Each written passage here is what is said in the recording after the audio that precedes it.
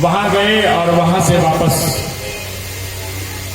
योग माया को लेकर के जैसे आए हैं वापस वैसे ताले लगते चले गए।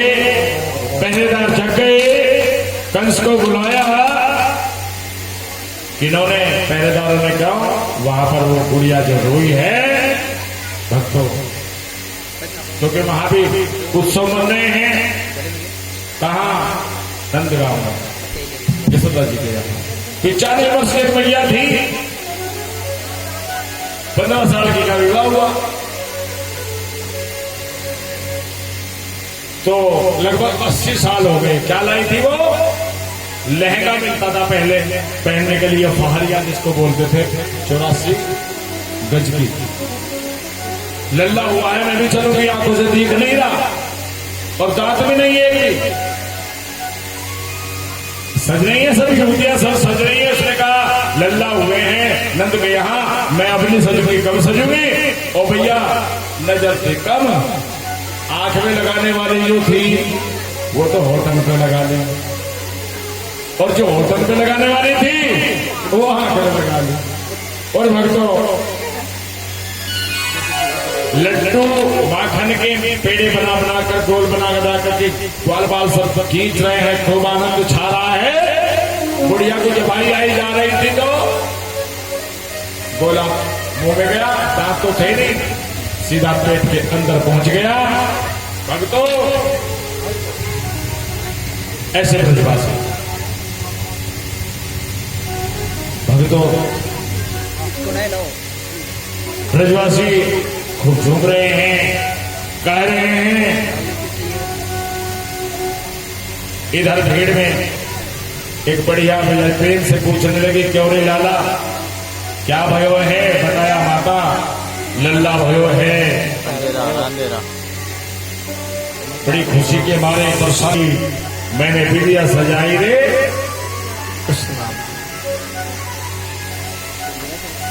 करसन जन्मोत्सव नंद घर आनंद भयो ये कन्हैया लाल की, हाथी घोड़ा पाल की जय कन्हैया। पलने में झुलाने की तैयारी की जाती है भक्तों। अबीर गुलाल पिला करके एक दूसरे के मुख पर खींच रहे हैं, नंदोत्सव मनाया जा रहा है। जितने भी लल्ला की हम उत्सव में खुशी मना सकते हैं उतनी मना रहे हैं, ये आनंद की बात है भक्तों। माता रोहिणी अपने कक्ष में बैठी हैं, क्योंकि वसुदेव जी कारागार में हैं। खिड़की से कृष्ण का उत्सव देख रही हैं, रोती हैं। तब यशोदा ने नंद जी से कहा कि जाओ बुलाकर खिलाओ, उनको लेकर के आए हैं। और नंद जी ने लाकर के कन्हैया को उनके गोद में दिया है। भक्तों इतना दान दिया है नंद ने, मेरे ठाकुर जी जिस समय के यहाँ प्रकट हुए, नंद कछु इतना दियो घनश्याम कुबेर हो की मति बोलो, देखत मोही लुटाए देव ना बचिया सचिया पिछोड़ो। अनेक प्रकार के दान दिए हैं भक्तों, क्योंकि दान ये सोचना चाहिए मैं कहाँ क्या करना है, कहाँ दान करना है। देखो आंख का भी कार्य है, हाथ का भी कार्य है, मुख का भी कार्य है। भजन सम्राट आदरणीय परम श्रद्धेय अनुज जलोटा जी ने गाया है आंख वो जो श्याम का दर्शन किया करे, शीश जो प्रभु चरण में वंदन किया करे। बेकार मुख है जो रहे अर्थ बात होए, मुख वो है जो हरि नाम का सुमरन किया करे। अरे हमारी करनी अमर नाम है उस जीव का जग में। प्रभु प्रेम में बलिदान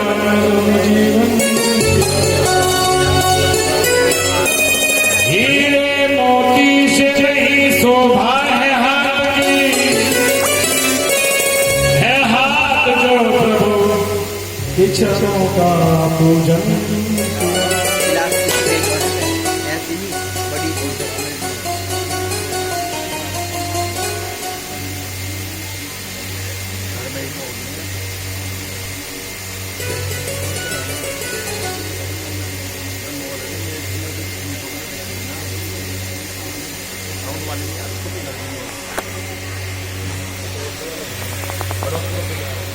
खड़क सिंह जी खड़को भैया है हाथ जो प्रभु बनाने का पूजन किया करे प्रेम वरदान है उस जीव का प्रभु प्रेम में बलिदान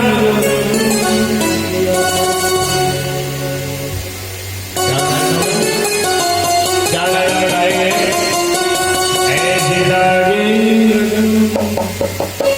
मेरा हो गई ऐसी लागी लगन मेरा हो गई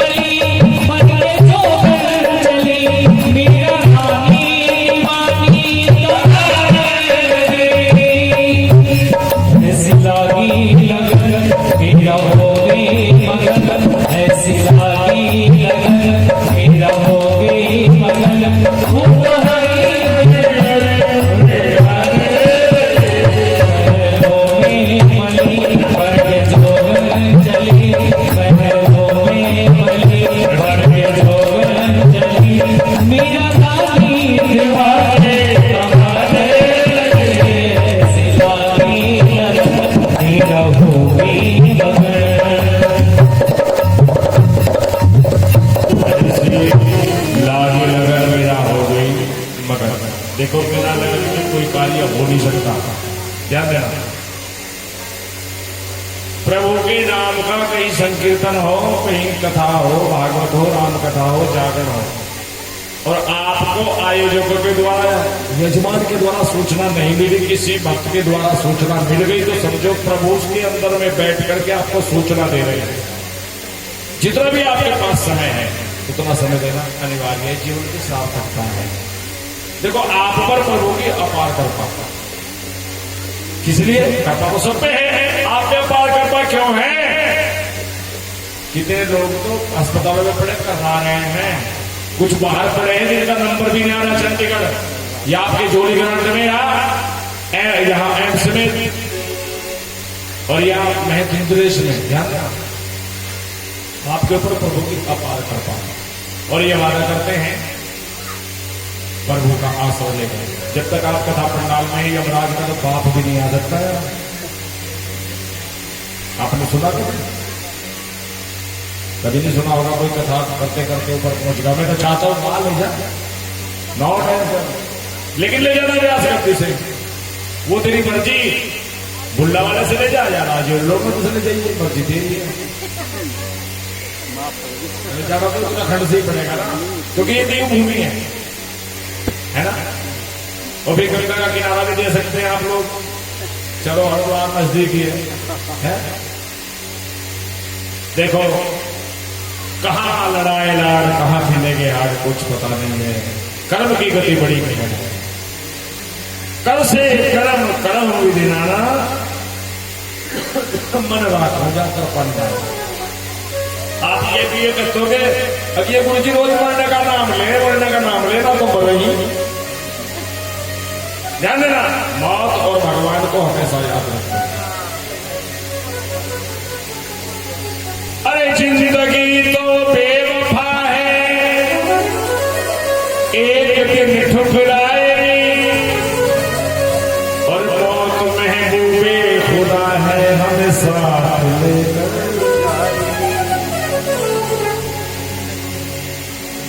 वो साथ लेकर। इसलिए प्रीति जोड़ो भगवान से, ठाकुर जी से प्रीति जोड़ करके रखनी है। अपने घर में पूजा स्थान में पूजा जरूर किया करो, और पूजा करने वाले मंत्रमाला करने वाले पाठ कुछ जरूर किया करो, चाहे वो भगवती का पाठ हो, चाहे वो शिव पंचाक्षरी स्तोत्र का पाठ हो, हनुमान चालीसा का पाठ हो, तब ही आपको पुण्य फल प्राप्त होता है। ध्यान देना बच्चों। तो यहां पर इधर तो खूब आनंदमय है, और इधर कंस को पता चला, आकाशवाणी होती है जब अष्टम पुत्र तो नहीं मिला, कौन मिली? पता चला कि लड़की हुई है। कंस आया है कारागृह के अंदर, भक्तों सुखदेव जी महाराज कहते हैं, परीक्षित कंस ने आकर के वसुदेव से पूछा, सत्यवादी थे वसुदेव जी, लेकिन भाई वो तो योग माया के बल से उन्होंने कहा था मेरी माया से तुम सब कुछ भूल जाओगे। वसुदेव जी ने कहा हमने तो ये इन्हीं को पाया है, यहाँ यही आए हैं, इन्हीं को देखा है। तो उस कन्या की पैर पकड़ करके पत्थर की शिला पर मारने के लिए जैसे पटकने का प्रयास किया, भक्तों ध्यान देना, वो अष्टमुखी देवी बनकर के आकाश मार्ग में उड़ जाती है और बोले में कंस तू मुझे क्या मारता है, तू मुझे क्या मारता है, तेरा मारने वाला तो गोकुल में जन्म ले चुका है।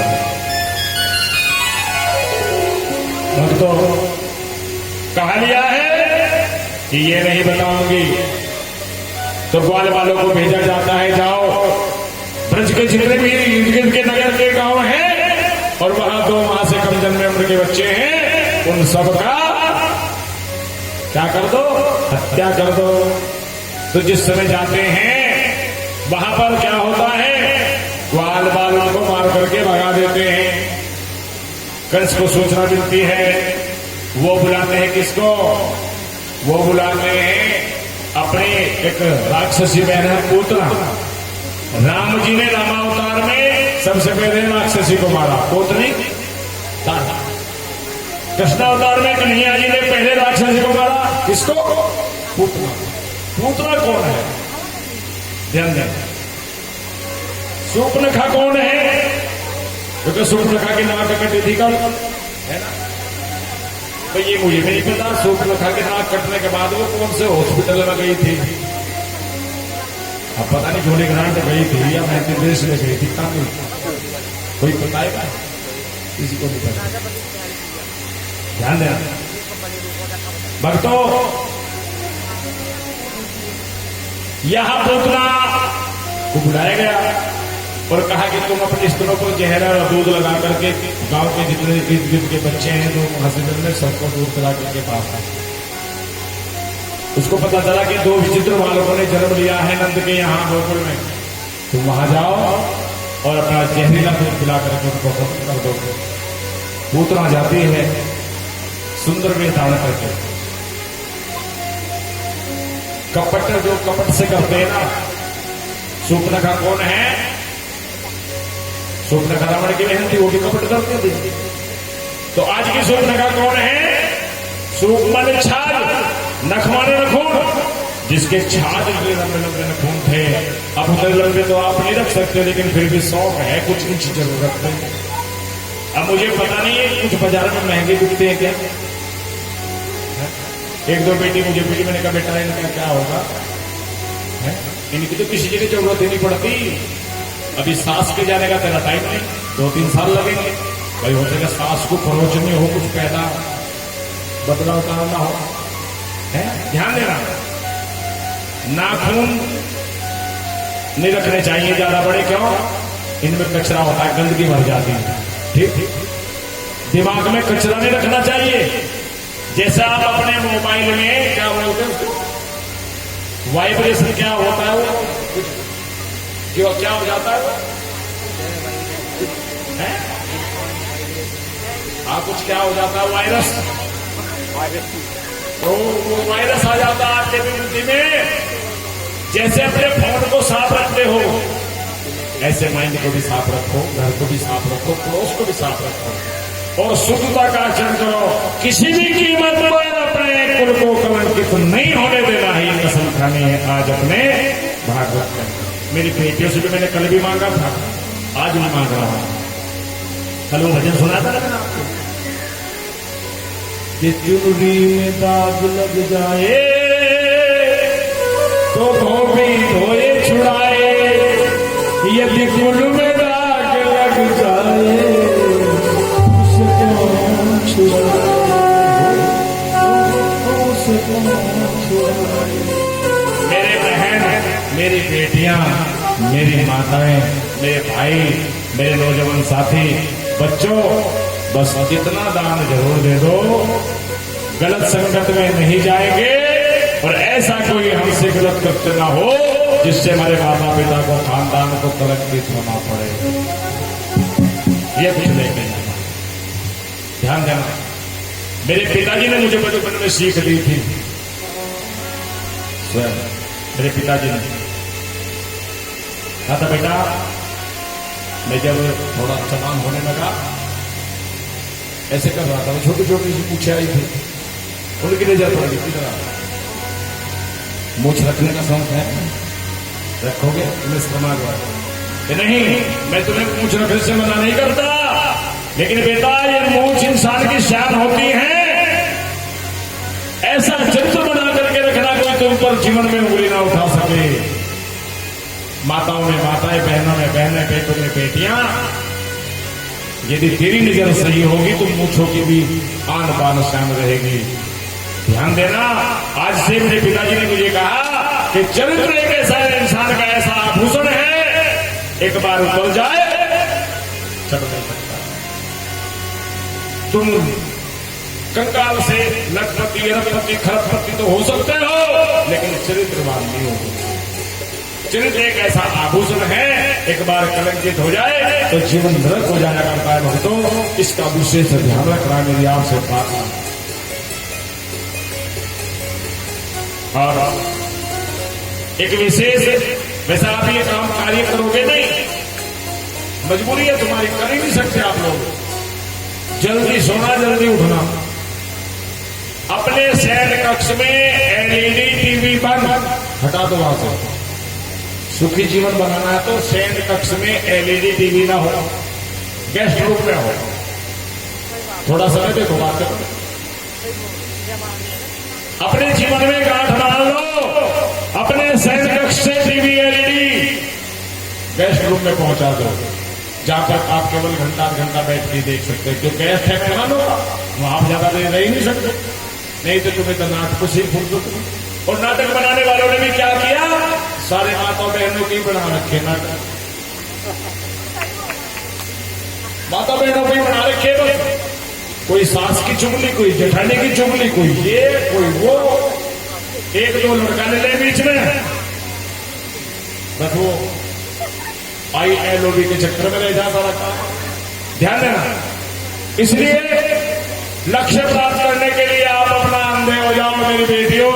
ध्यान दो, अभी तुमने एक नाम रोशन किया है एथलीट में, आपने नाम कमाया है, हमारे देश का नाम रोशन हुआ है। ध्यान देना, इसलिए आपको आर्मी के अंदर एंट्री दे दी गई है, राजनीति के अंदर एंट्री दे दी गई है, घर में भी राशन कार्ड में सबसे पहला नाम तुम्हारा है।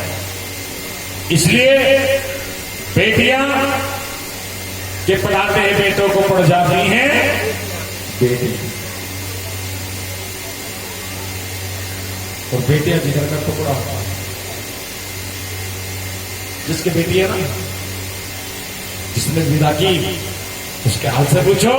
जो विदा करने वाले हैं उनके हाल से पूछो। अरे कितना भी कट्टर दिल बाप हो, बेटी की विदाई के समय उसका हृदय पिघल जाता है।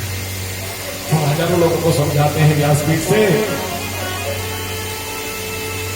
मैंने अपनी दो बेटी विदा की है, लोगों को समझाते हैं। जिस समय बिटिया विदाई होती है ना, बाप गाड़ी तक छोड़ता है, केवल सब लोग गाड़ी के पास होते हैं, पिता होता है एकांत कमरे में जाकर के सुबह सुबह करो, वो खुशी के समय होते हैं। परमात्मा सब किसी की बेटियों को खुशी से उसके घर से विदा कराए। कन्यादान